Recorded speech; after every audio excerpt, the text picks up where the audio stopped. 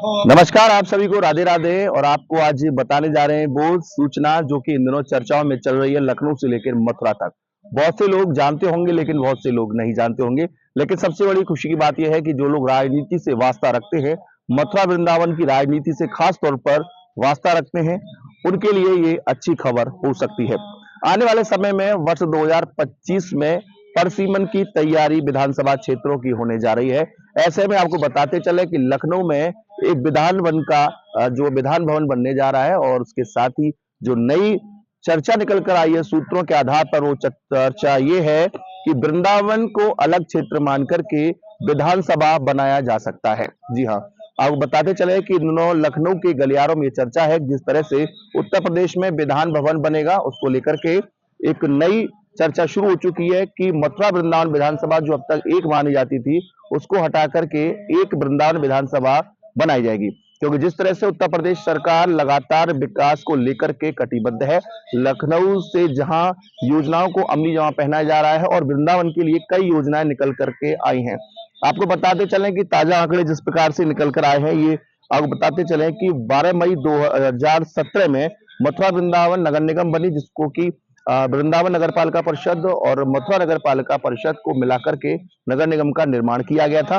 इसके बाद से वृंदावन के लोगों में और आसपास के लोगों में यह चर्चा थी कि उनका राजनीतिक अस्तित्व खत्म हो गया है। लेकिन एक खुशखबरी सुनने को मिल सकती है भविष्य में कि वृंदावन विधानसभा हो सकती है। इसके साथ साथ मथुरा में एक अन्य विधानसभा भी हो सकती है, वो विधानसभा हो सकती है फरे।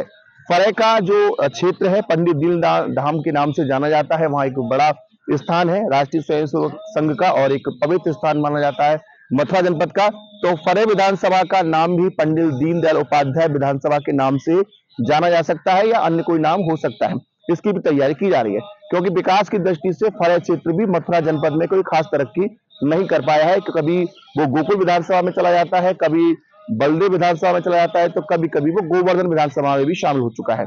इसी तरह से आपको बताते चले कि जो विधान भवन है वो 2027 तक बन के तैयार हो जाएगा, और विधान भवन यानी विधानसभा जैसा होगा, और वहां बड़ी परिकल्पना होगी, उसके साथ साथ निवासी बनेंगे। तो इससे अंदाजा ये लगाया जा रहा है, राजनीतिक सूत्र ये अंदाजा लगा रहे हैं कि आने वाले समय में पूरे उत्तर प्रदेश में 450 विधानसभा हो सकती है। अब लगभग 403 विधानसभा है और आने वाले समय में 450 हो सकती है परसीमन के आधार पर। इसी के साथ साथ बताते चले कि 2025 के अंत तक परसीमन शुरू हो सकता है, और 2027 में चुनाव है, ये सभी को पता है।